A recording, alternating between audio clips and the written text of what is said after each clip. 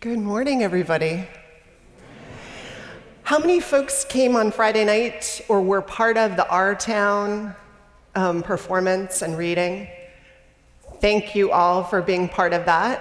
I feel like there's like the Our Town afterglow / brain fog, where you feel like you're in your life, but you're not in your life. Does that right, with the stage manager narrating in your head about the moment that we live in and how fleeting and how beautiful it is. It's one of the things I took away. It was such a wonderful night together. So thanks to everybody who made that possible as part of our ongoing new initiative, which is funded by all of your generous contributions at the auction to the Fund a Need, to start to infuse and allow more and arts into our conversation and community life and meaning making.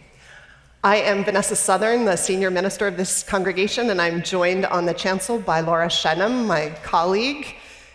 Applause is always welcome for Laura Shennum. I give mine all the time. Our minister of congregational life, and Dennis Adams, who's one of our worship associates, joined in the moment by Oreo. For those of you who have animals that you want to bring to church, as long as they're well behaved, they are welcome. And most of the time, there's a place in the animal welcoming area where all of God's creatures gather in church. So we welcome all of you. A special welcome to folks who are joining us on live stream and folks who are here for the first time. There are orders of worship. So please, if you didn't get one, you can sneak out the back and get one. I want to thank Reiko Odelaine for the beautiful organ music, and she will be directing.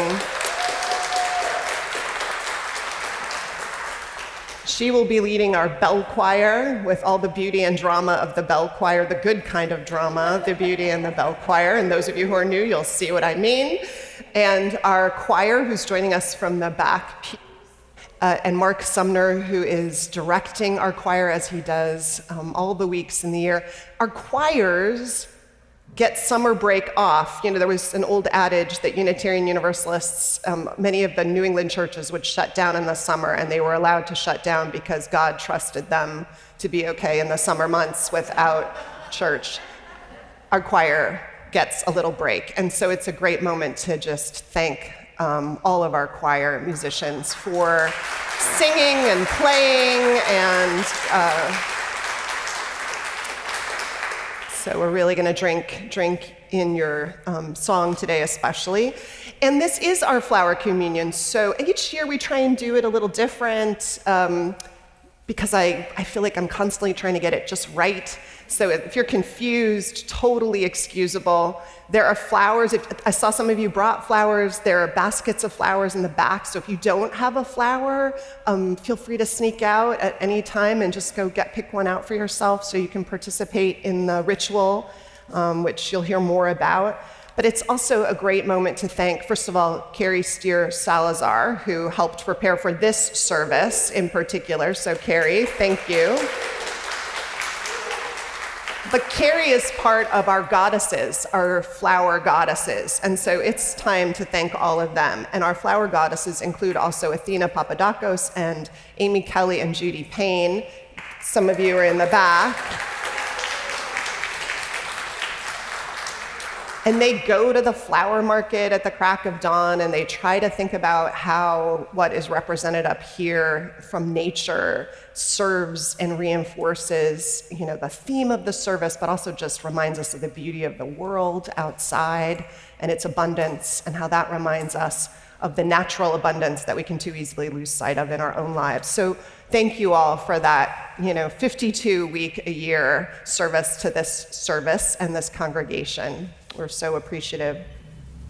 So welcome again, orders of service, flowers. Make sure you're equipped for this time where we gather to take a step back, get up on the balcony of our lives, dig into its meaning, and connect with one another in joy and thanksgiving. We have a chalice. It's the symbol of Unitarian Universalism. Actually, its origins come about in the same decade as the flower communion and out of Europe. And it's a symbol of our faith. And so if you're home and you have a candle and you want to light it, your own private chalice, please do so. But those of you here, and if you'll join us, if we can all join together in the words that we say that are printed in your order of service, if you don't have them set to memory. We light our chalice for the light of truth, the warmth of love, and the fire of commitment. We light this symbol of our faith as we gather together. Welcome. Please rise and body your spirit for our opening hymn, number 63 in your gray hymnal, Spring Has Now Unwrapped the Flowers.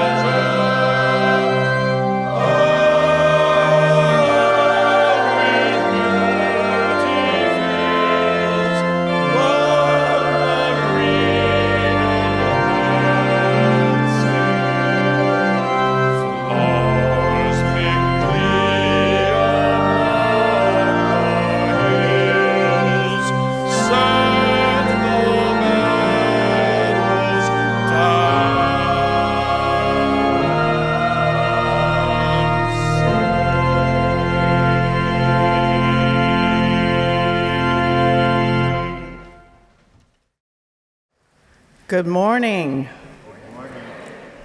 I'm Liz Strand, and I'm a member of the Board of Trustees. I'm also part of the Society for Community Work, which you'll hear a little bit about later. Please seek me out if you have any questions about the church or the board. You are welcome to attend board meetings that take place every third Tuesday of the month at 6:30 p.m. in the fireside room or by Zoom.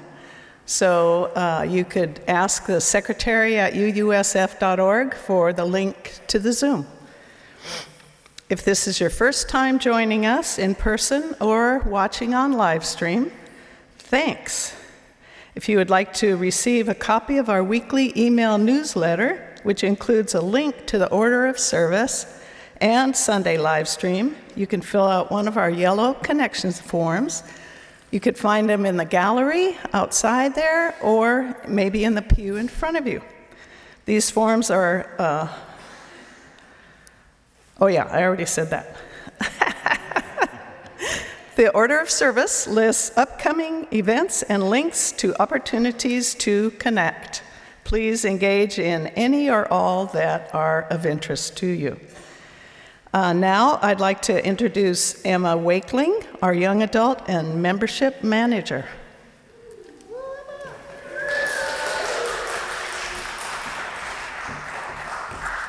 Good morning, everyone. Thanks for the claps. I just wanted to invite anybody who is new to UUSF or kind of new-ish, to the newcomer orientation that we are having after service in the fireside room. It's a chance to meet fellow newbies to UUSF and other long-time members. You can ask questions about the congregation, about Unitarian Universalism. So please join us. We'll be in the fireside room. You can find me in the gallery after service, and I can lead you there because it's a bit hidden. So yeah, I hope you'll join us. Thank you.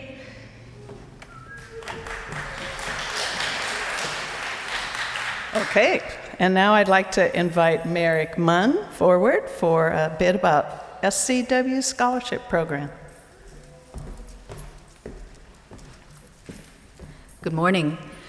So SCW has been around since the 1870s, giving back to our San Francisco community and supporting our congregation.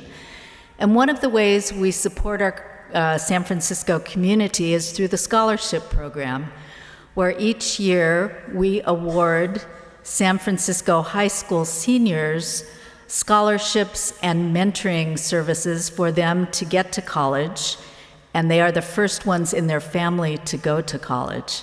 So I thought I'd introduce you today to one of our current scholars, Natalie Perez, who is a freshman at UCLA and had quite a time getting to college. Jonathan, can you roll it?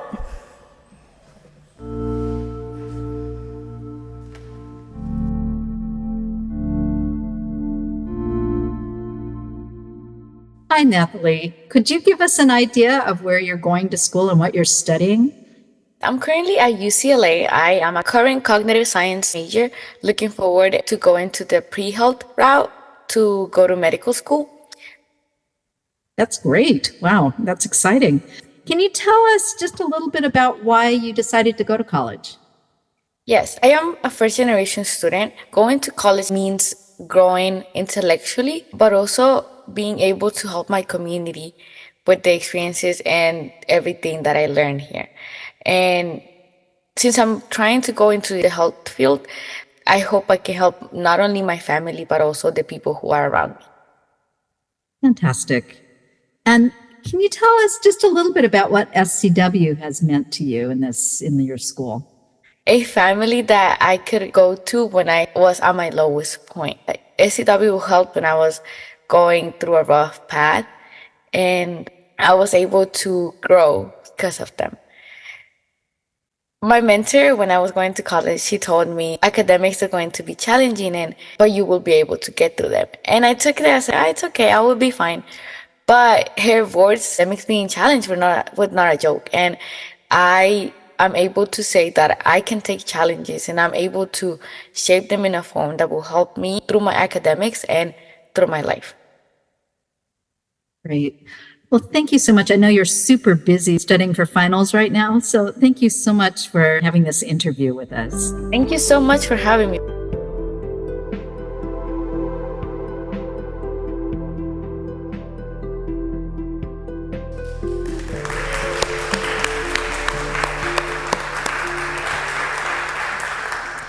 Thanks so much, Jonathan, for making that wonderful video. And you all will have an opportunity to support the SCW Scholarship today through the plate collection, and perhaps meet some of our scholars in 2 weeks as we have an end of school year celebration here in the courtyard. Thank you so much.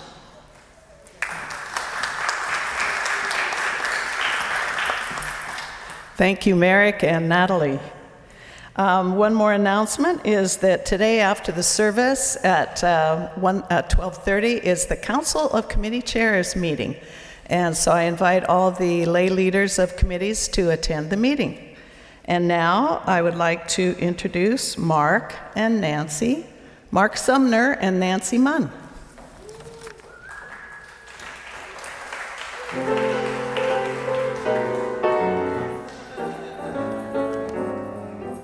Squips, It's what's new to view here on Starking Way.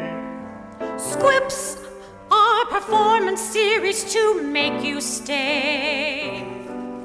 Squips, this is opening day for us. What's in store for you? Eric Hamilton on guitar, fantastic. While we're on the subject, Squips, you can muse and choose what you want to hear.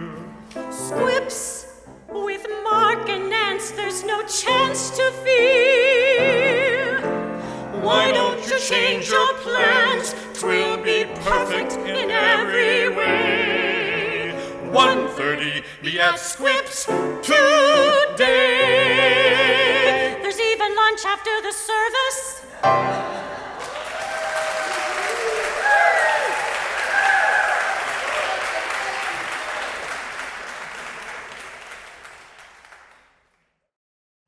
Now it's time for our shared unison covenant and doxology. If you'll follow along with the words of order in your service, love is the spirit of this church, and service is its prayer. This is our great covenant, to dwell together in peace, to seek the truth in freedom, and to help one another.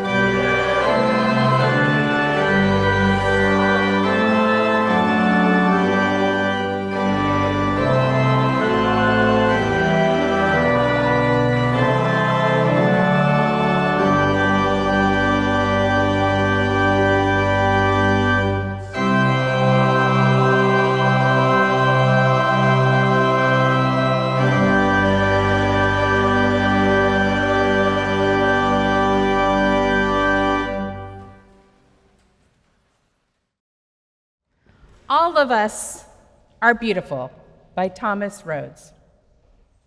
We come in a variety of colors, shapes, and sizes.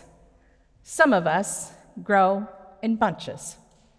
Some of us grow alone. Some of us are cupped inward, and some of us spread ourselves out quite wide.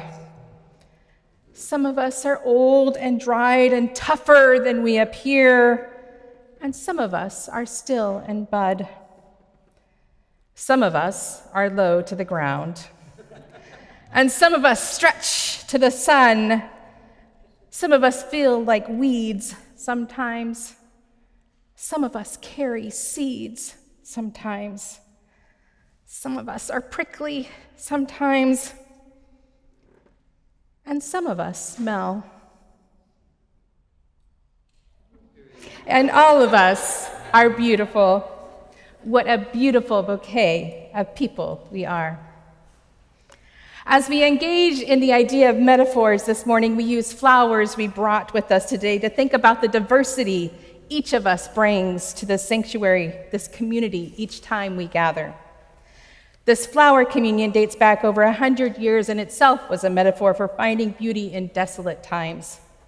Reverend Dr. Norbert Chopik created the ritual in the midst of the Nazi war camp to remind people of the community they had with each other.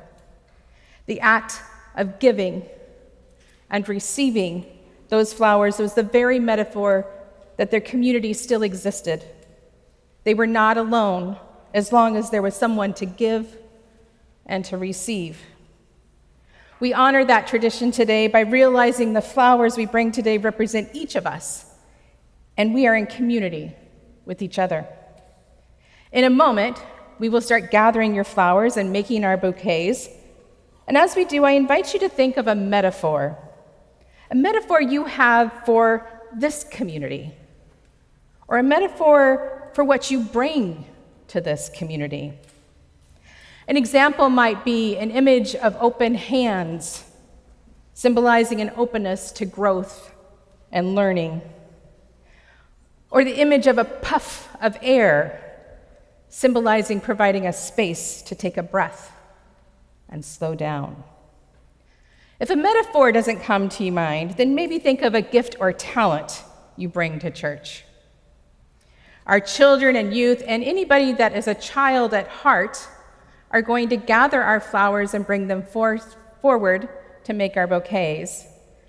And as they do that, I will be holding a microphone, and if you have a metaphor, gift, or talent that you want to share, raise your hand, and I will come to you with the microphone, so that way we can hear what metaphors and gifts are in our space together. If you are in line, then type your metaphor or gift in the chat, and at the end, we'll have a beautiful bouquet of flowers as well as words in our sanctuary. So I want to invite our children and anyone that feels like a child at heart to come forward, and if you have flowers to give, let them know, hold them up, and if you have a metaphor, then let me know, and I'll come around.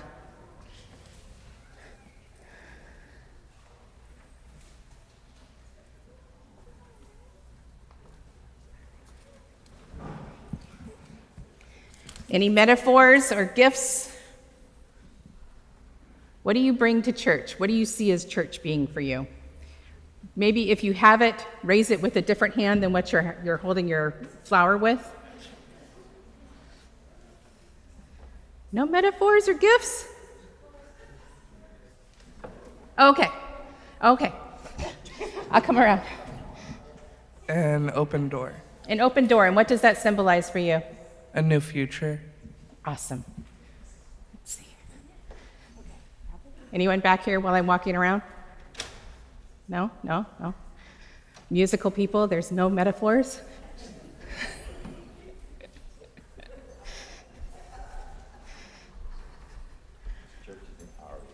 An aria. Why does an aria, what does it symbolize for you? Beautiful and strong, an aria, beautiful and strong.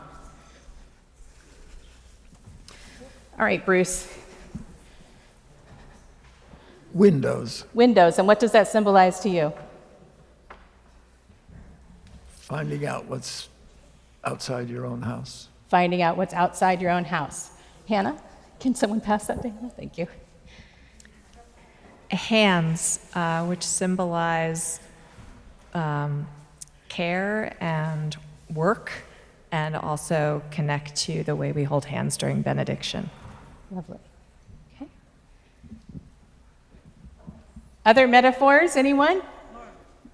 What? Did you have one? Oh, okay.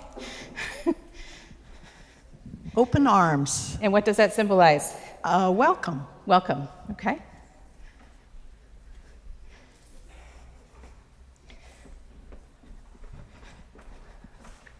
Good morning, David. I'm grateful for playfulness because that's what I am experiencing with the kids coming around and getting the flowers, and I think playfulness is something we need in the church. Playfulness, lovely. All right. I guess I forgot to tell you it was interactive and that you were going to have to participate, huh?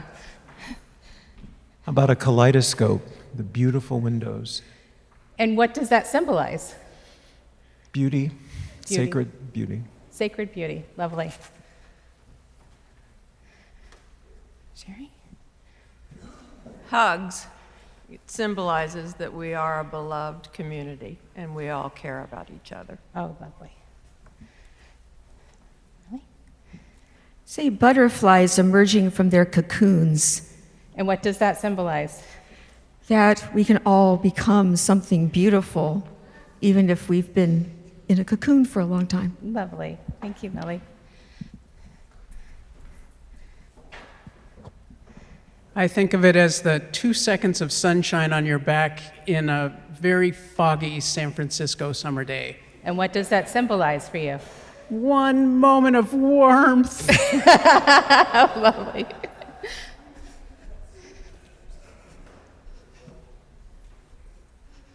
I'm getting my steps in today. That's awesome.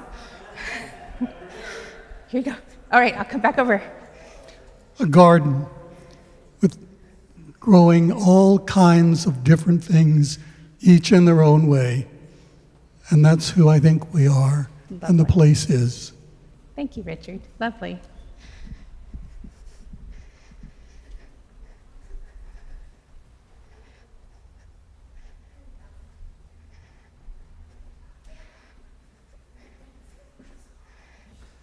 It has been said that one picture is worth 1,000 words.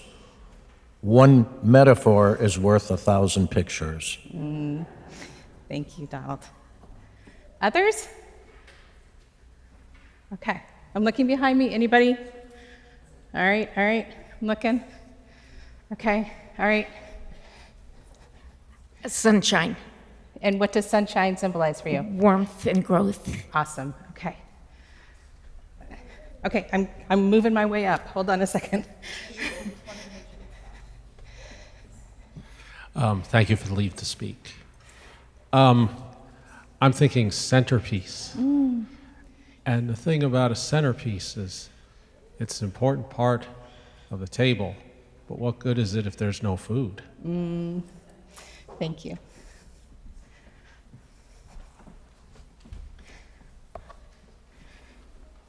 Here you go, Meg. Patchwork quilt.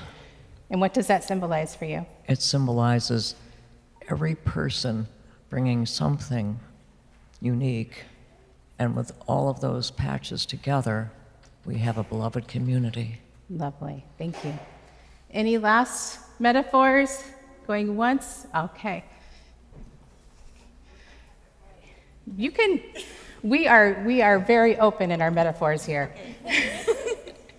Pets, unconditional love. Lovely, thank you so much.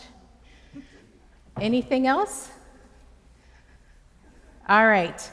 Now I invite you, as we continue to put our bouquets together. Oh, look at, they're beautiful. To, if you did not get to share a metaphor, gift, or talent, to greet one another and share it with each other.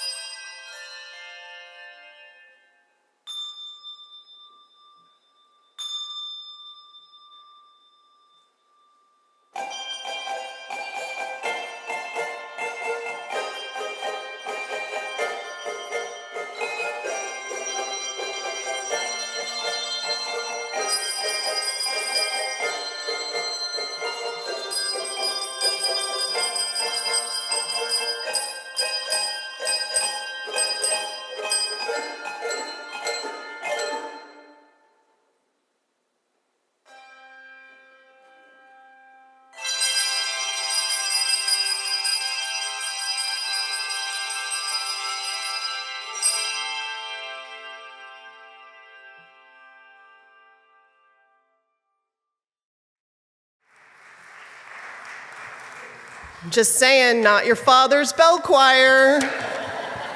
We're rocking it. Thank you. I think we have about, 120 maybe, Jonathan, 150 photographs in a slideshow from this last year. I told you last week that one of the themes I noticed was that we seem to have a lot of parties with a lot of dressing up. Look out for that. Another is all of the children. You'll see kids in groups and in classes and doing service projects. A reminder that of something I heard long ago, and I don't remember exactly, was it the Mennonites? It's this thing that you get told multiple times in ministry about this one religious community that would say to people, we often say, come bring your kids to church school, but stay, or at least stay in the building, and that's about safety too, but there was some group, it might have been the Mennonites, who had this tradition in the past where they would say, just bring your kids to Sunday school, drop them off, go have a grand old time. Because if we have your kids, we have the future. Right?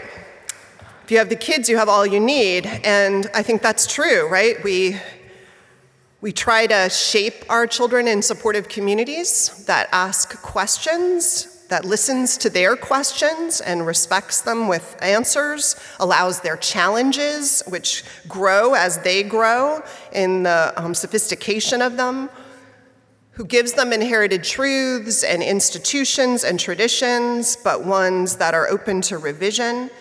And they might not come back to our churches right away, or maybe ever, though we hope they do, and we're seeing people come back in their adult lives. But did you know that Greta Gerwig, the director of Barbie, was raised in a UU church? Oh yeah. Shh. Did you know Barack Obama, when he moved to Hawaii and lived there with his mother and beloved grandparents, attended his grandparents' UU church? Oh yeah. Did you know the current president of San Francisco State, Lynn Mahoney, raised her kids in a UU church? Oh yeah. We infect the world. Each year, you families and you little people arrive with your gorgeous kids, and you give us the gift of cherishing them. And for our part, we try and show our gratitude by trying to live out what we say is most important to us, right? That we believe in the worth and dignity of all people, of all ages, all walks of life. That we believe in interdependence and that we're connected and have to serve one another because it serves us. That we believe reason is a gift and courage is a necessity. And we try and live out all that means here because it begins here. And then we know that all of us, but especially they, will hopefully, with the help of the families that they live in who brought them here, who do most of the hard lifting of modeling all of the deepest values, go out into the world and take this with them to shape it. So I hope you feel all of that when you watch the slideshow, what we work so hard and joyfully to make possible together.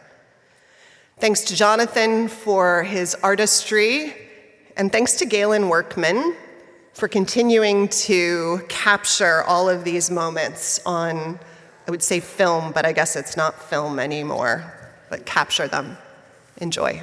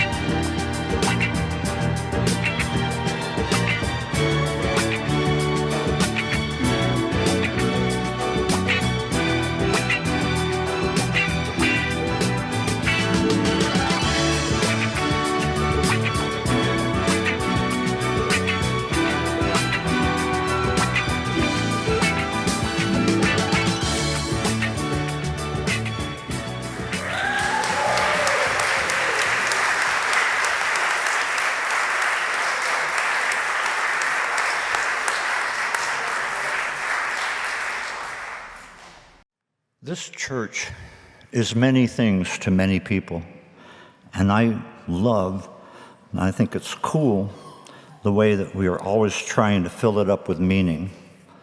Life, love, even death all play a role in it. I love the sanctuary part of the equation. Sanctuary.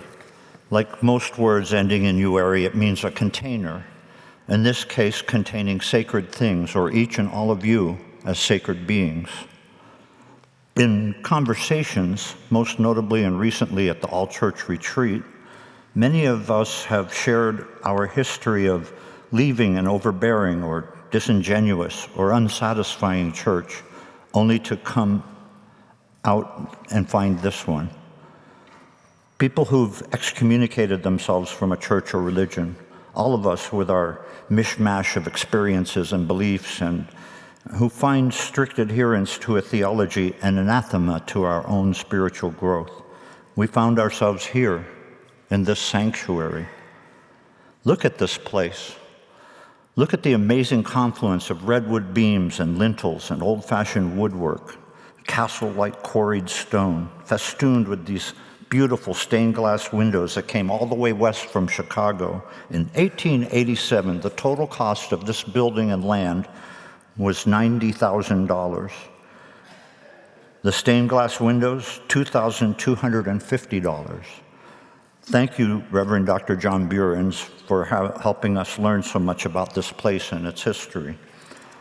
To me, if I had to give a metaphor for this church, I'd tell you that sometimes when I look up at this ceiling and the sturdy outside walls, I'm reminded of a giant fancy turtle shell. My mother would have loved that analogy. She collected statues of turtles. If this is our shell, then you and I are its heart and body. If there is a head, it must be all the homilies, sermons, and messages of the chancel, and stories led by our senior minister, Vanessa Southern, and Reverend Laura Shennum, our minister of Congregational life, and our wonderful, of course, creative worship associates, and everyone who speaks their truth from this chancel. This turtle has an organ, one that makes music, thanks to our glorious Reiko Odolane. I'm a big music fan, and singing with the choir under Mark Sumner is a joy and a pleasure. The music we make in our comfy turtle shell church for all to share is soul-satisfying and sustaining for my life and mood. Beautiful and welcoming inside this home where we come together has a special section for service animals, and that was another bonus for my coming back again and again. Many of you remember my old pal Nugget, who passed a year ago last month. He loved it here. Now I have this new sweet little Oreo to sit with me and see me through. We gather here safe and protected. However, part of the essence of our turtle, our tortoise, is readying the congregation's hearts and minds to counter some of the world's ills. We are a service-centered lot. I love all of you for that fact. Racism or white supremacy, homophobia, we have no room for these here. Our member, Marty Vanderlyn, who regularly updates a sign for our Wednesday vigil of gun deaths each year, most notably of children's deaths by gun, will be glad to expound on that subject. The war in Gaza, we're all trying to wrap our hearts around this. But in the final analysis, we are all against war in all its forms, are we not? We are a powerful, passionate, beautiful, positive, forward-thinking bunch, dedicated to making this world a little more full of love and grace. I don't mind sharing that I'm in love with you. Bless us all.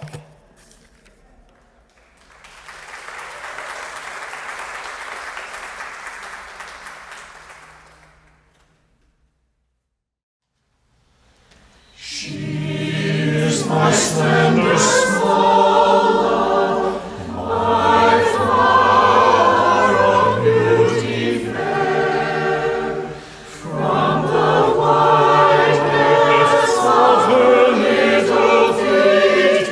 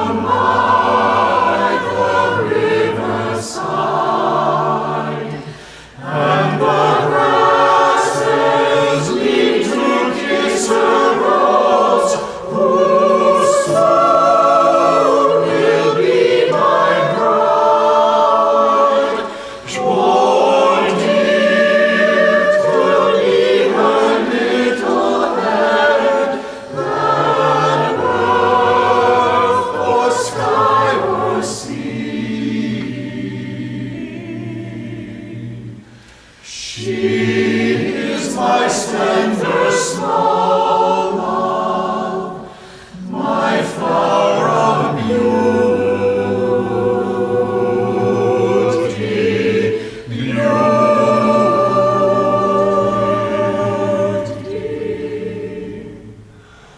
my flower of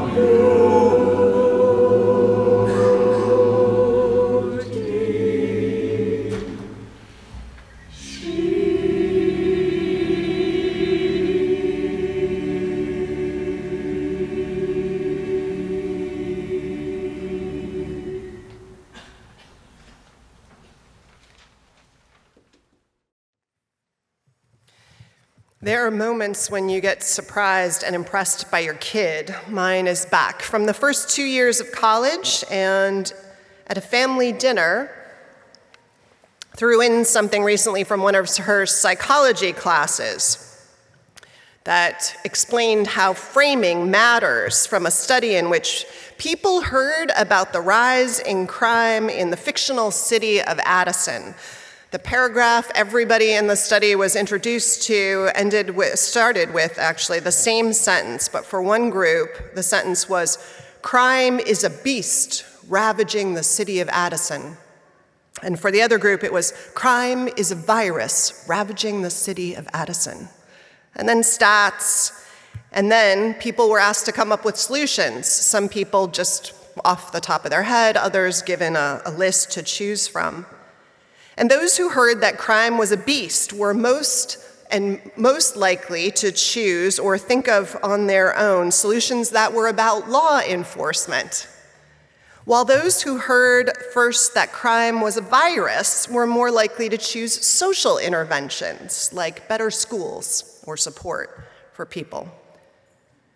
This was true even if people didn't remember the metaphor that was used at the start of the paragraph they were read.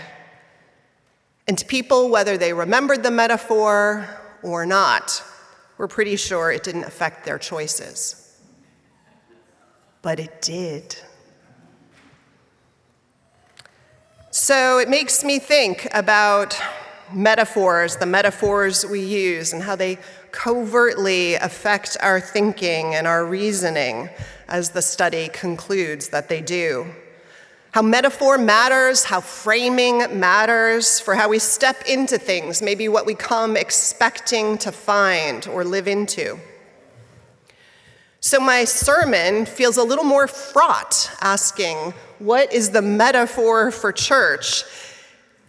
Is church a turtle that we step into, safe, our tender insides protected here, and then push our head out tentatively to face the world again, moving slowly forward through all that living in this world requires, which includes a hard shell?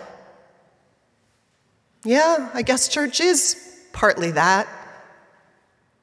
Is it a body like the Bible says about the people of God, each one playing its unique part of the whole together, the heart, the eye, the ear, the foot, the muscle, the bone, but together making it possible? Yes, the gifts we bring, different, all working together for this interdependence that's so much more powerful than any of us alone. Yes, we are a body. Paula Cole-Jones, who's the co-author of the 8th Principle, that commitment we all made in an effort to articulate our accountability to dismantling white supremacy and other systems of oppression that have become too much at the center of our society, and so the need for active and attentive dismantling. She doesn't like the metaphor of family that's so often used. Some of you may remember this from when she was here. Families, she is fond of saying, tell you who is and who is not welcome here in subtle and not so subtle ways. She thinks family is too insular a metaphor, too closed, and has this idea, as many of you know, of church as a community of communities. Different groups that we align with, maybe move between a fluidity and a difference of identity or place or interest that each one calls us to live into, and all of that being who we are and what we make room for, and that fluidity also. I liked that. I sit with her metaphor a lot. And a group of us are entering a study group that will meet 4 times a year with other churches, asking, how does that work? What does that look like if we live into that metaphor? I had a colleague recently when we were all gathered, a group of us, talking about how overwhelming everything in the world can feel, all of the brokenness, all of the pain, all of the suffering, who said and used another metaphor which I loved and I want to share with you. I just want to give it to you as a gift and see if it works, though it's a silly metaphor in some ways. She said she likes to think of church like being in a canal boat with a lock system where you're all in your little place and there's work to do in this place, raising the waters, everybody being equipped together, tending to what's around you and needs to be attended to in this moment, and then moving on in time to the next part of the lock, the next piece of the journey. I don't know if it's a perfect metaphor, but I have to say, the minute she said it, I could just feel this incredible relief in my whole body and spirit. The idea that sometimes you could just focus on what's right here that needs tending, and on equipping all of us to step into it and know that we're going to step into the journey ahead, all that awaits us. So I don't know, some weeks maybe I need to think of church as a canal boat, and us as passengers facing this piece of the journey. And then there's this metaphor of a garden, which we keep coming back to because it works so well. This garden that we tend and plant and harvest from together. And church as a garden that's represented in the bouquets that we make together. Beautiful differences, even more extraordinary when they're up against each other. And the making of something larger and more extraordinary together, as we all can see right here in front of our eyes, which church is. We know that in our bones. We see it in the slides. And I suppose it's a garden that's sometimes of flowers and maybe has some vegetables planted, enough to feed us and enough to feed people who come wandering in. It nourishes body and spirit, this garden. It needs tending. It needs honest sharing. That's the sun, I imagine. The cool waters of kindness and care. The soil of place, rich with history and traditions that also gets turned over each year with what's added into it. And there's cross-fertilization in this garden, and it's always changing. And some days it's more like an English garden, falling all over itself with things that just get planted there and take root. And some days it's a commons we all graze from.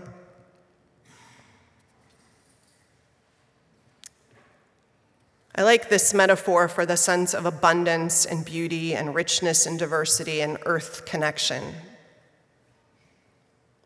I think we get to choose our metaphors based on what we need, based on what the community is focused on. Thanks for sharing yours this morning.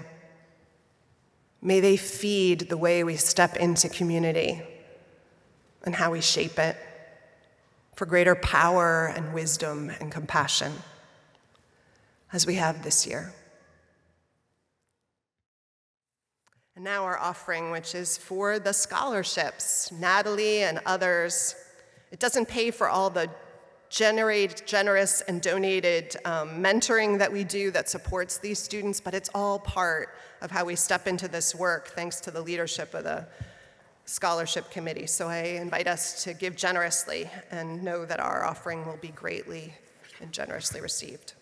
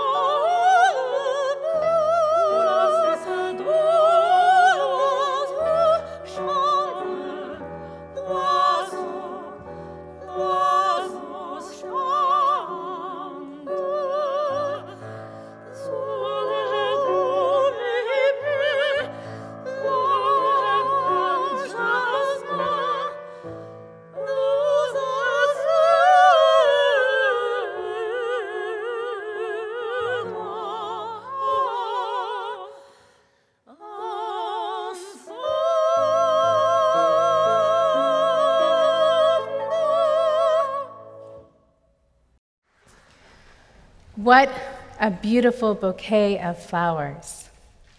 What a beautiful bouquet of flowers. I hope you look around and see the beauty and the diversity in this room. Take a moment, look around, turn around, look at each other. Look at the beauty that you bring to this space. We've been talking about metaphors, and I want you to realize that the flowers here are metaphors for all of you as well.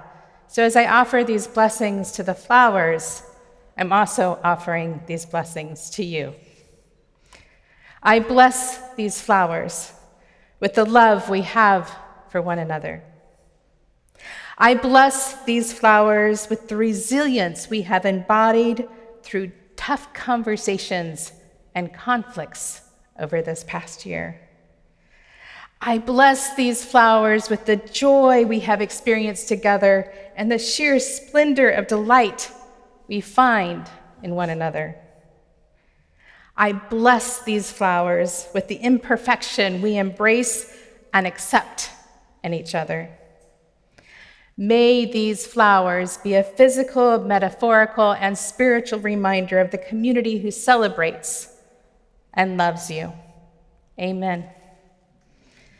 At the beginning of this service, we created these bouquets and we had our children collect the flowers, and now it is time to reverse that process. Now is the time for us to give you flowers to remind you that you are a part of this community and is with you all at all times. So I want to invite our children, our people that are young at heart, that want to come and give a flower to somebody else, to come up, gather flowers, and pass them out to each other. And when you receive your flower, if you are able, please rise, so that way we know you have a flower, because there's a lot of flowers and a lot of people.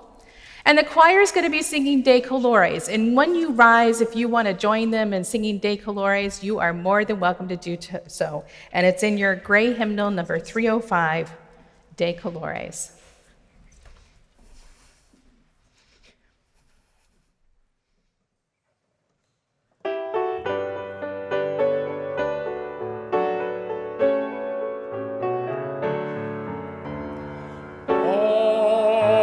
The colors, yes, the colors we see in the springtime with all of its flowers.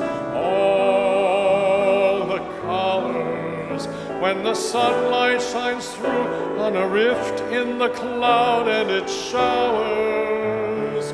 all the colors as a rainbow appears when a storm cloud is touched by the sun. All the colors abound for the whole world around and for everyone under the sun.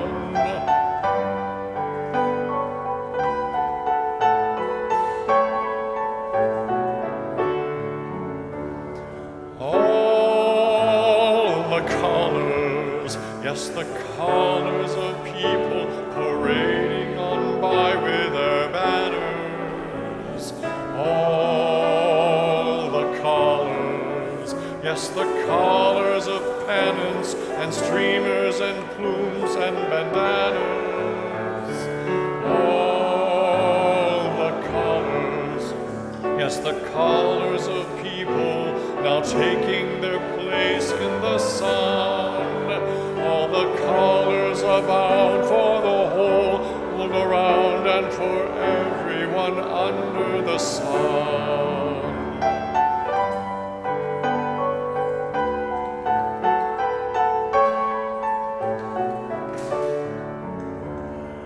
All the colors, yes, the black and the white and the red and the brown and the yellow.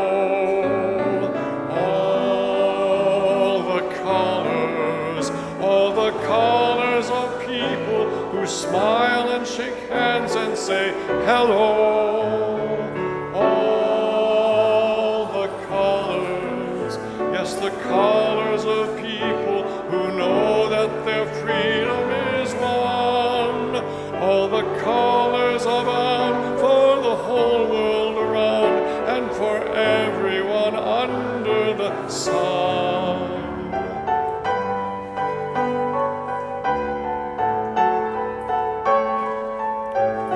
Uno más.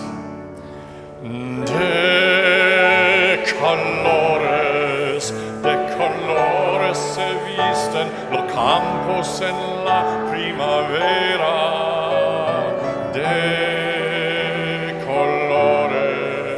De colores son los paloritos que vienen de Brezza.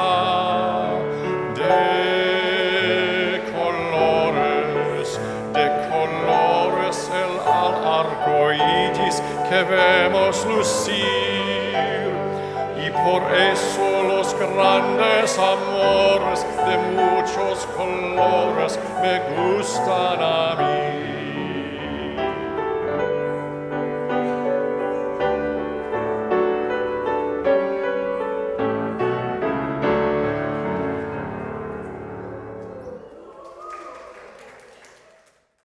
Oh, I normally say put your hymnals down, so you can put your hymnals down, but you have flowers. So try and connect with other people, one arm, touch your flowers. Did people not get any flowers? Because we still have some more flowers we can bring to you. All right, why don't you stay with me, and then we'll walk out together, and you can stand in the back, and if people don't have a flower, we'll give one to them, yeah? Okay, here, why don't you give me one hand, one non-flower hand. There we go. You probably brought in one flower, a symbol of what you brought to this community this year. You, in all likelihood, have a different flower in your hand, a reminder that often we take something different than we give, and that's the magic and the alchemy of our gathering. You take them out, and our altars are pretty cleared out of flowers. But the beauty is that you're taking all of this out into the world to bless it. So now in our comings and our goings, may the light of love shine upon us. Out from within us, be gracious unto us and grant us peace. For this is the day we are given. Let us rejoice and be glad in it. Amen. Let's go.